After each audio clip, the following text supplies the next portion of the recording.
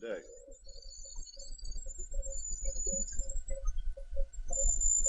Some of the information is based upon research derived from the information that I saw. For instance, in the documents that I saw, it was stated that President Eisenhower had commissioned a group called the Jason Scholars, which was stated to have been a secret society of scholars, to research the deception, lies, facts, truth, and get at the root and the real truth of the alien question.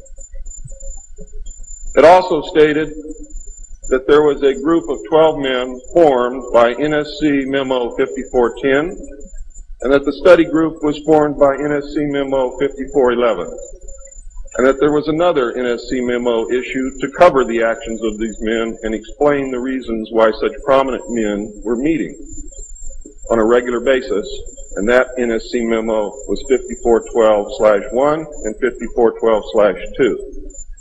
5412/1 was implemented in March of 1955, 5412/2 in November of 1955. Anyone who knows how correspondence, executive orders, and executive memos are written knows that you do not write a memo 5412 in March and then in November tack a second part onto it. The memo was originally really written in 1954. I'm going to go through the whole history. I'm going to have to leave a few things out simply because it's going to be impossible to cover everything in the hour and a half that I have. Before I begin, I would like to read two quotes to you. The first is attributed to Mr. Alistair Cooke, who said, quote, "I'll be astounded if this planet is still going 50 years from now. I don't think we will reach 2000. It would be miraculous," unquote. Winston Churchill said, and I quote, "We seem to be moving, drifting, steadily against our will, against the will of every race and every people and every class, towards some hideous catastrophe. Everyone wishes to stop it, but they do not know how." What do you think he was referring to? Ronald Reagan stated on October 18, 1983, in a meeting with Thomas Dine, who is the executive director of the American Israel Public Affairs Committee. And I quote Ronald Reagan, "You know, I turn back to your ancient prophets in the Old Testament and the signs foretelling Armageddon. And I find myself wondering if we're the generation that is going to see that come about. I don't know if you've noted any of those prophecies lately, but believe me, they certainly describe the times we're going through." Now, ladies and gentlemen, during this talk that I'm going to give you, I'm going to explain to you the history of this phenomenon, who the secret government really is, and I will name them by name: beginning group, the study group. I will tell you who they are today. I'm going to tell you what this is all about. I'm going to tell you who's selling drugs to your children, and I'm going to tell you why the United States government is afraid for you to find out what the truth is regarding UFOs.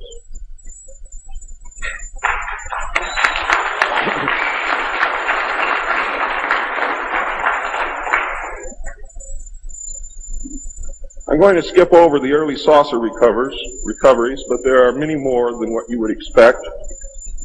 The early saucers, is this any better? There were many more saucer crashes and downed craft than what you have realized. There were many more alien bodies recovered, and there were more live aliens recovered than what you are aware of. But that's not important. The important thing is that they occurred, not how many and not where. The important thing is that they occurred. And those of you who want to argue over how many and where and how many bodies are wasting the time of everyone else, because that's not important. What's important is that they occurred. And there are two crashes that are so important that the government will go to any lengths to prevent you from finding out. And those are two crashes which occurred near the city of Aztec, New Mexico. Why? Because both of those crashed craft contained human body parts. And they are deathly afraid of a national panic.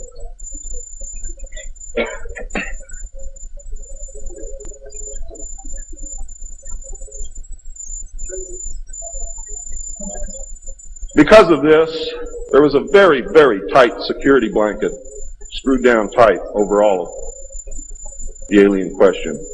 The downed craft, the fact that they were here, the technology that we were recovering. Some craft, strangely enough, were not damaged at all. But we could not recognize anything that we had previously known as mechanical, electrical, hydraulic, or any other thing that we knew of, except eventually we discovered that the craft contained a small reactor approximately the size of a large football or a small basketball, which was said to be a clean reactor, and the craft, this particular craft, used or seemed to use water as fuel. Now, how that all works, I don't know. I am not a nuclear physicist. Thank God. A special group of America's top scientists were organized under the name Project Sign in December of 1947 to study the phenomena. There was no such thing at that time as MJ-12. The whole nasty business was contained within the shroud of secrecy. Project Sign evolved into Project Grudge in December of 1948. A very low-level collection and disinformation project named Blue Book was formed under Grudge. 16 volumes were to come out of Grudge, including the controversial Grudge 13, which I and Bill English saw, read, and revealed to the public. Blue teams were put together to recover the crashed discs and dead or alive aliens. The blue teams were later to evolve into alpha teams under Project Pounce and Project Pluto. During these early years, the United States Air Force and the Central Intelligence Agency exercised complete control over the alien secret. The Air Force was later to be dropped because it was a young service that had no political power and could not overcome the power of the Army and the Navy. In fact, the CIA was formed by presidential executive order, first as the Central Intelligence Group for the express purpose of dealing with the alien presence.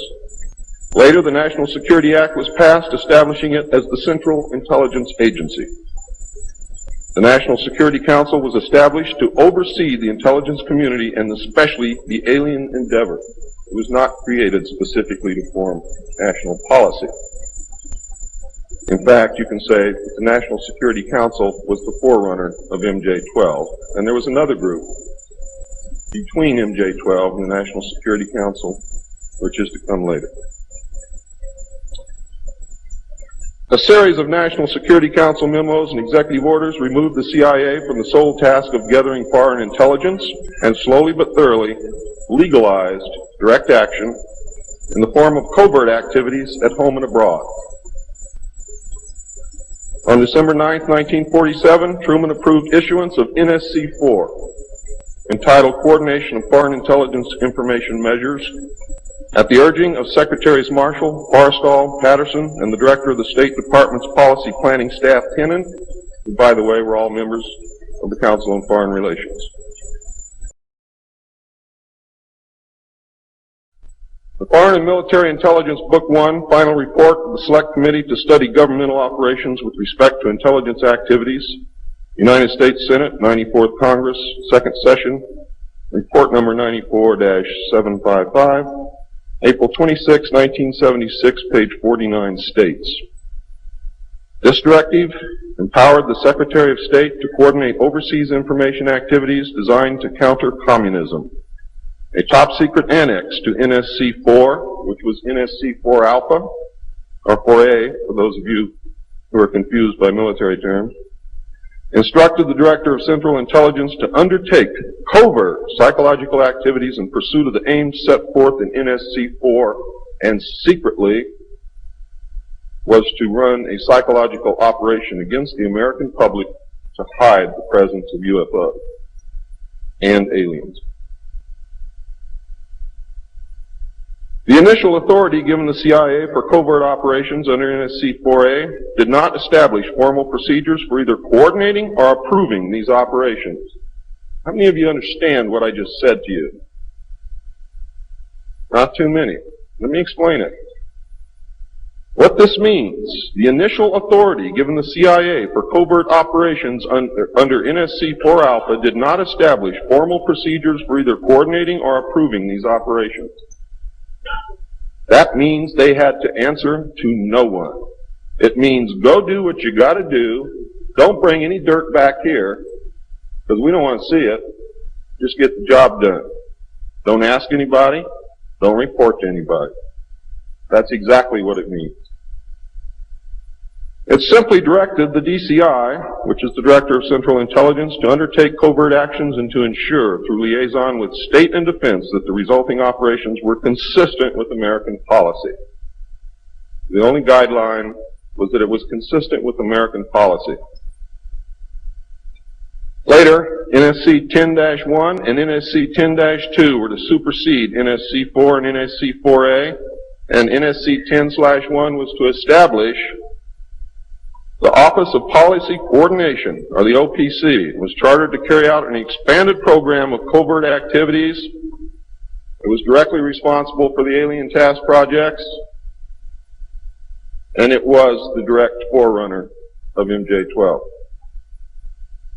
NSC 10-1 and 10-2 validated illegal and extra-legal practices and procedures as being agreeable to the national security leadership.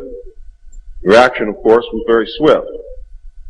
In the eyes of the intelligence community, no holes were barred.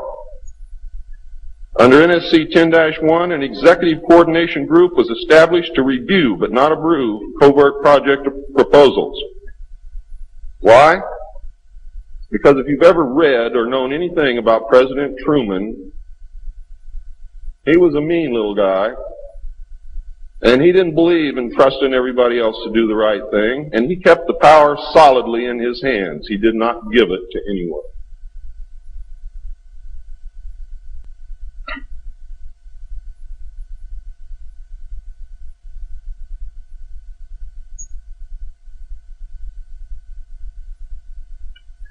The ECG was secretly tasked to coordinate the alien projects. NSC 10-1 and 2 were interpreted to mean that no one at the top wanted to know about anything until it was over and successful. These actions established a buffer between the president and the information, and it's important that you understand this because it's important later. It was intended that this buffer serve as a means for the president to deny knowledge if leaks divulge the true state of affairs. That is to prevent the collapse of the government.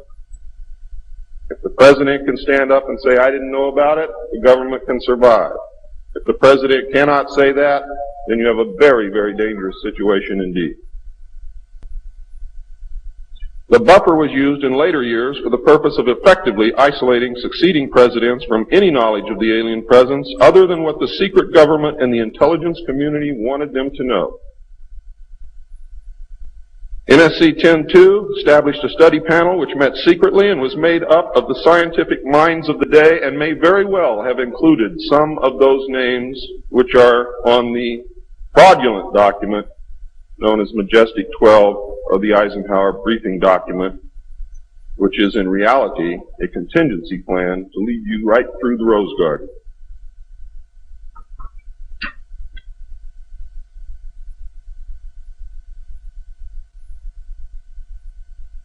The study panel was not called MJ-12. In fact, the study panel was never called MJ-12. Another NSC memo, NSC 10-5, further outlined the duties of the study panel. These NSC memos and secret executive orders set the stage for the creation of MJ-12 only 4 years later. Now it gets nasty. Secretary of Defense James Forrestal began to object to the secrecy.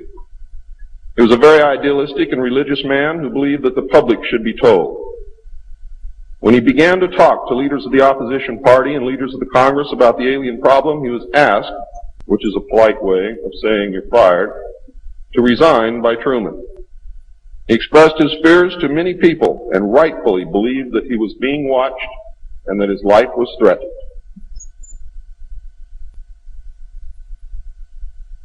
This was interpreted by those who were ignorant of the facts as paranoia, because most people had no knowledge of what was really going on. Forrestal later was said to have suffered a mental breakdown and was admitted, they say, actually, he was committed to Bethesda Naval Hospital against his will.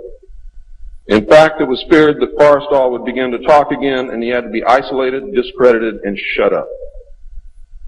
Sometime in the early morning of May 22nd, 1949, agents of the CIA tied a sheet around his neck, fastened the other end to a fixture in his room, and threw James Forrestal out the window. The sheet tore, and he plummeted to his death, and he became one of the first victims of the cover-up.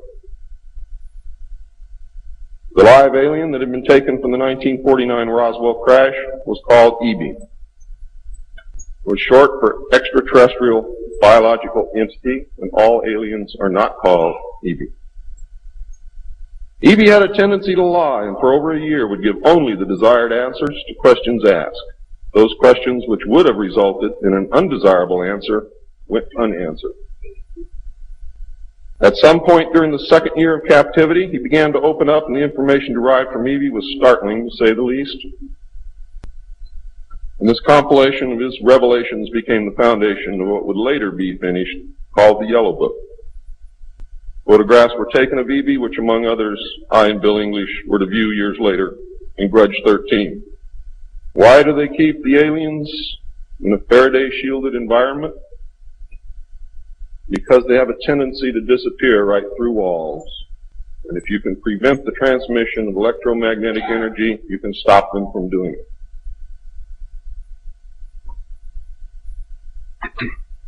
In late 1951, EB became ill. Medical personnel had been unable to determine the cause of EB's illness and had no background from which to draw. EB's system was chlorophyll-based, and he processed food into energy much the same as plants. Waste material was excreted almost exactly the same as plants. It was decided that an expert in botany was called for.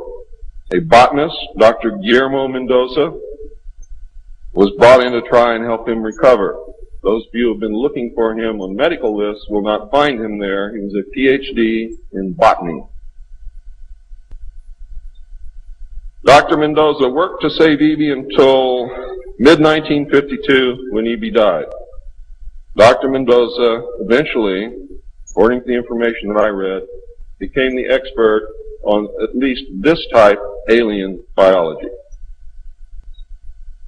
In a futile attempt to save EB and to try and gain favor with this technological superior alien race, the United States began broadcasting a call for help early in 1952 into the vast regions of space. If you know they're better than you, and if you know they can lick you, you better try and be friends with them, and that's what this effort was all about. The call went unanswered, but the project continued as an effort of good faith. President Truman created the super-secret National Security Agency by secret executive order on November 4th, 1952, and until recent years, there wasn't 1 in 50,000 people in the United States who even knew it existed. Its primary purpose was to decipher the alien communications and language and establish a dialogue with the aliens. This most urgent task was a continuation of the earlier effort and was codenamed Sigma.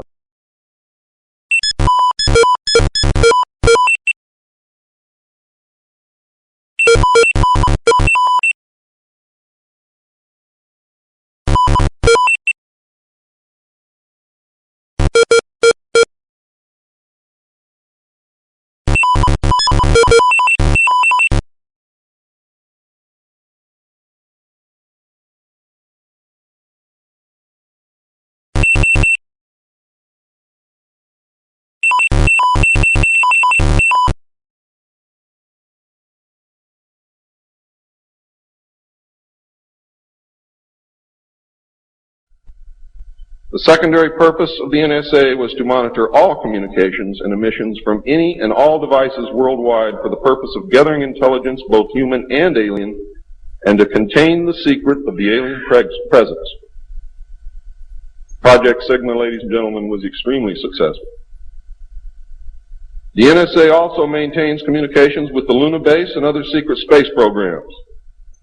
By executive order, the NSA is exempt from all laws which do not specifically name the NSA in the text of the law as being subject to that law. How many of you know what that means? That means we have a completely lawless organization running around the country doing whatever they want to do, answering to no one, and under no law which does not name the National Security Agency in the text of that law as specifically being subject to that law by executive order of the President of the United States. That means that if the agency is not spelled out in the text of any and every law passed by the Congress, it is not subject to that or those laws. The NSA now performs many other duties and in fact is the premier agency within the intelligence community. Today the NSA receives 75% of the monies allotted to the intelligence community. And the old sayings, ladies and gentlemen, where the money goes, therein the power resides, is absolutely true.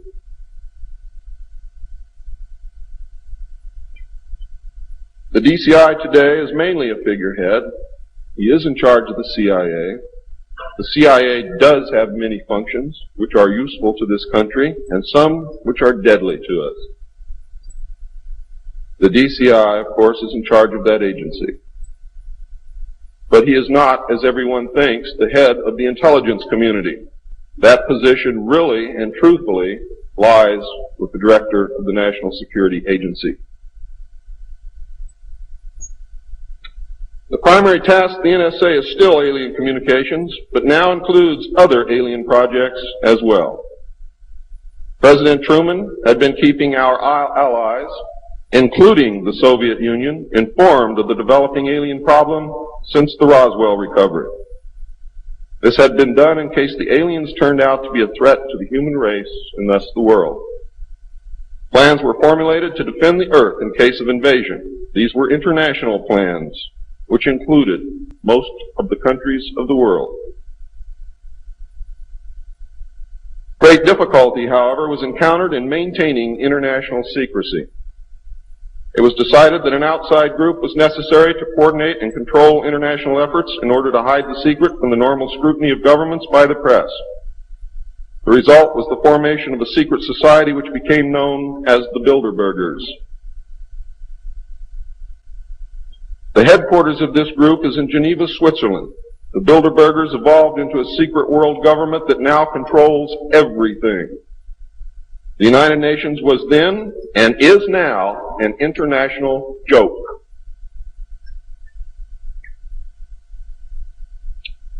In 1953, a new president occupied the White House. He was a man used to a structured staff organization with a chain of command.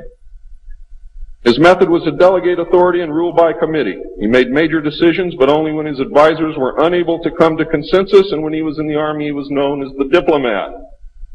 He was very good at what he did. He was very good at bringing people together, reaching consensus, and getting people to work for him.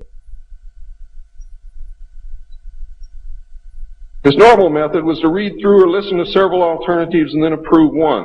Those who worked closely with him have stated that his favorite comment was, "Just do whatever it takes." Now here's a man very different from President Truman. He spent a lot of time on the golf course. This was not all unusual for a man who had been career Army with the ultimate position of Supreme Allied Commander during the war, a post which carried 5 stars along with it. In fact, he deserved it. This president was General of the Army Dwight David Eisenhower. During his first year in office, 1953, at least 10 more crash disks were recovered, along with 26 dead and 4 live aliens. One of the 4 live aliens died within hours of being removed from the craft. The others died approximately 3 or 4 days later. Of the 10, 4 were found in Arizona, 2 in Texas, 1 in New Mexico, 1 in Louisiana, 1 in Montana, and 1 in South Africa. And there were hundreds of sightings. Why were so many craft crashing? Because the government was scared. And when they found out that the radar was downing the craft, they started aiming the radar at the craft with lock-on radar and pumped the juice through. And they brought as many down as they could.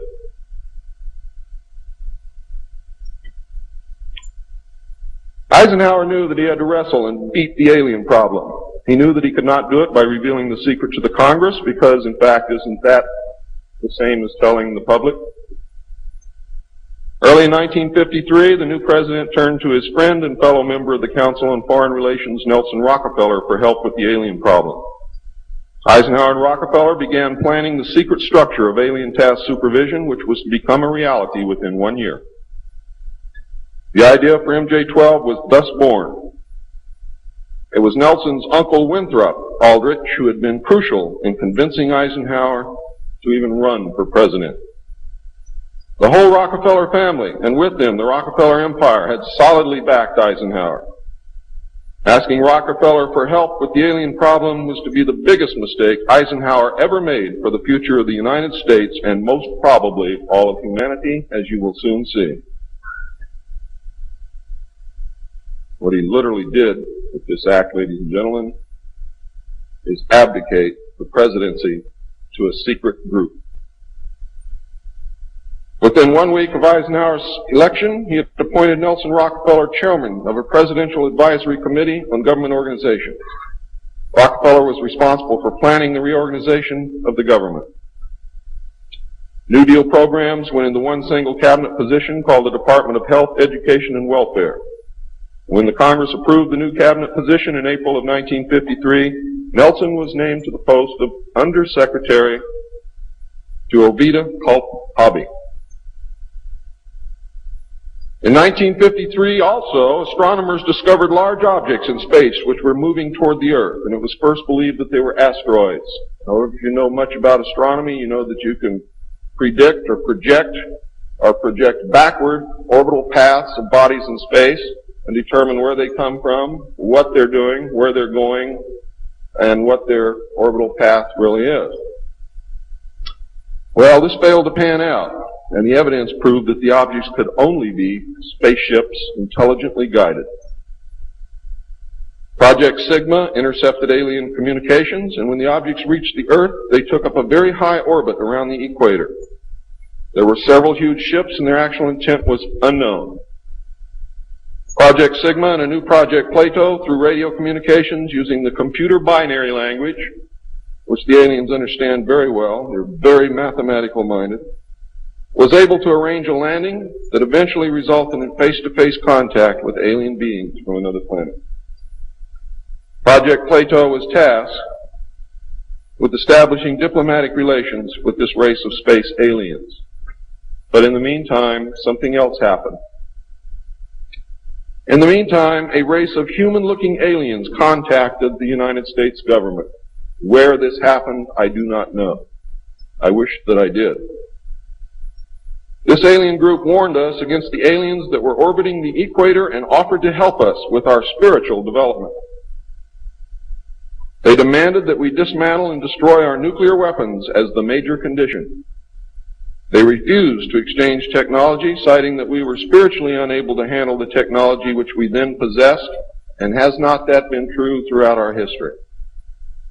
They believed that we would use any new technology to destroy each other, as we always have.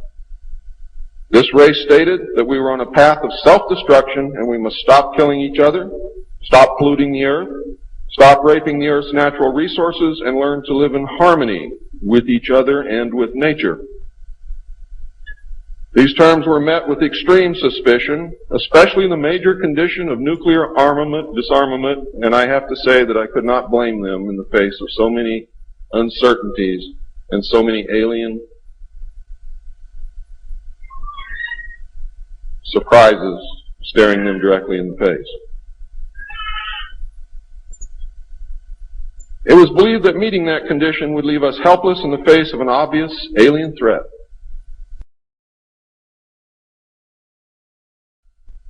We also had nothing in history to help with the decision. Nuclear disarmament was not considered to be within the best interest of the United States, and the overtures were rejected.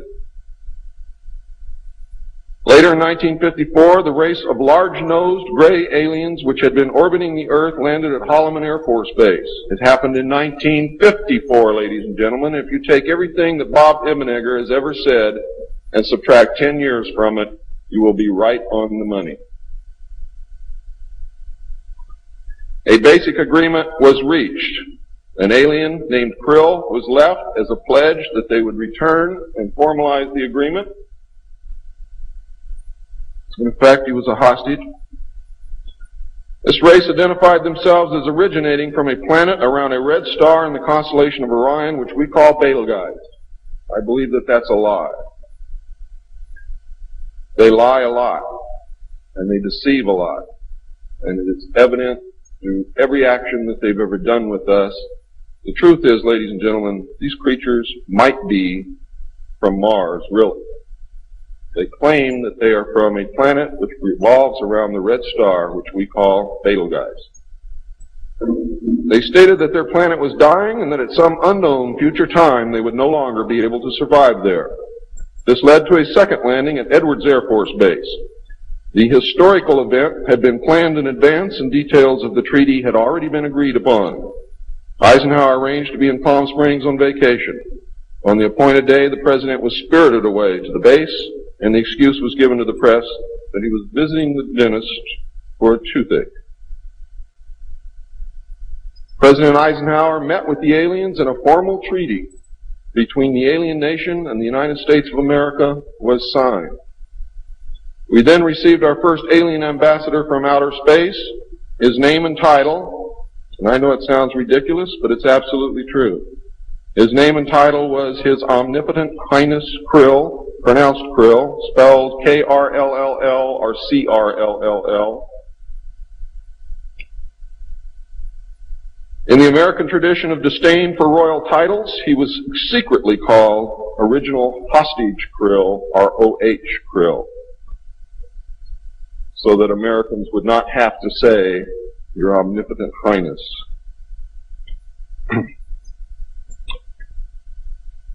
You should know that the alien flag is known as the trilateral insignia. It looks like a TP with two circles on either side of the V and one pole running straight down the middle. It is displayed on their craft and worn on their chest on their uniforms. Both of these landings in the second meeting were filmed, and the film exists today. Where it exists, I do not know, but I do know that it exists. The treaty stated, the aliens would not interfere in our affairs and we would not interfere in theirs. We were particularly interested that they do not interfere with anything that would affect our future, which has been violated. We would keep their presence on Earth a secret. They would furnish us with advanced technology and would help us in our technological development. They would not make any treaty with any other Earth nation. They could abduct humans on a limited and periodic basis for the purpose of medical examination and monitoring of our development, with the stipulation that the humans would not be harmed, would be returned to their point of abduction, that the humans would have no memory of the event, and that the alien nation would furnish MJ-12 with a list of all human contacts and abductees on a regularly scheduled basis. And this is not being done. It was agreed that each nation would receive the ambassador of the other for as long as the treaty remained in force. It was further agreed that the alien nation and the United States would exchange 16 personnel each to the other with the purpose of learning each of the other. The alien guests would remain on Earth and the human guests would travel to the alien point of origin for a specified period of time, then return, at which point a reverse exchange would be made. I have no knowledge whatsoever of what happened to those original 16 humans who left the Earth with the aliens. It was also agreed that bases would be constructed underground for the use of the alien nation and that 2 bases would be constructed for the joint use of the alien nation and the United States government. The base at Dulce is one, the base at S4 in the area known as Area 51 or Dreamland is the second. Exchange of technology would take place in the jointly occupied bases.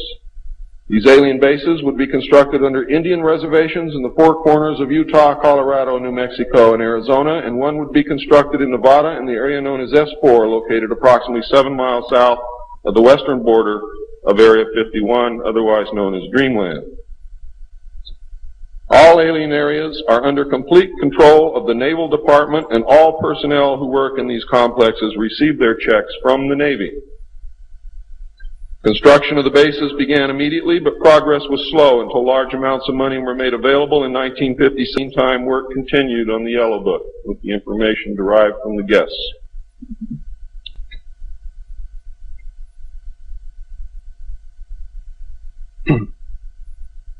I would like to say at this time that the movie that most of you may have seen, how many of you saw Close Encounters of the Third Kind?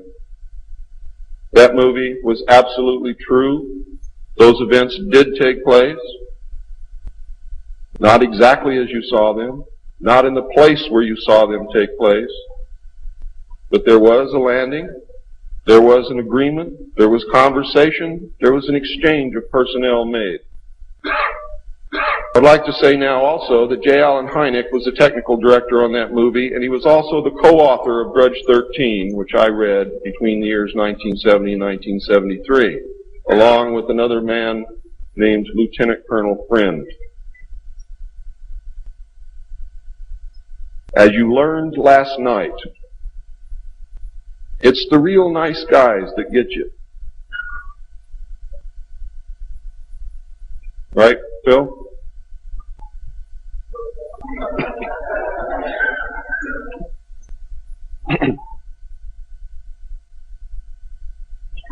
Project Red Light was formed, and experimentation and test flying alien craft was begun in earnest. As I told you earlier, many of the craft we recovered were intact, appeared to have no damage whatsoever. One craft actually exploded over the test site during testing sometime in the early 60s. I'm not sure what the exact date is, but the explosion is said to have been seen over 3 states. Project Red Light, according to the information that I have, was postponed at that time because they had no idea what had happened or why the craft had exploded, but they lost the pilots, and the project went on hold. A super top secret facility was built at Groom Lake in Nevada in the midst of the weapons test range. It was codenamed Dreamland. Until this area was built, testing was done at the Tonopah test range, and that's why some of you have conflicting information. The installation was placed under the Department of the Navy, and clearance of all personnel required a Q clearance as well as executive, which means presidential or majestic approval.